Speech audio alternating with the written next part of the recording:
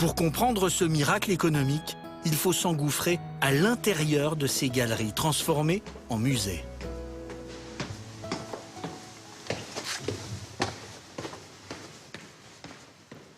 Il faut déjà imaginer qu'il y a 210 millions d'années, le Jura ressemblait aux Bahamas d'aujourd'hui, un bras de mer tropical peu profond qui a permis à une couche de sel de 40 mètres d'épaisseur de se déposer ici.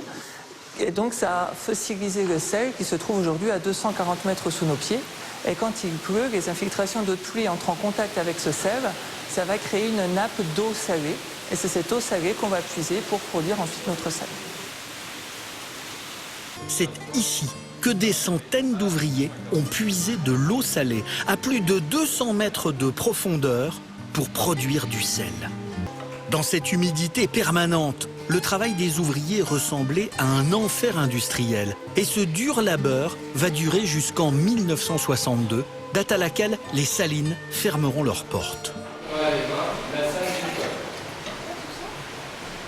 C'est un grand bassin en métal qui mesure 17 mètres de long, 4,20 mètres de large et 50 cm de profondeur.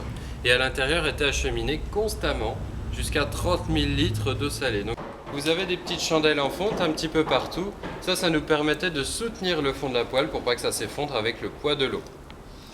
Tout à droite, vous avez la sortie du four, donc de la source de chaleur, et ça a un lien avec les murets en briques qui sont posés un petit peu partout. On avait juste en bas un couloir des fours avec des chauffeurs qui travaillaient 24 heures sur 24, donc on alimentait constamment les fours. Je vous ai parlé tout à l'heure du faux saunier, donc celui qui faisait tout ça illégalement. Alors ici on avait le saunier, le vrai.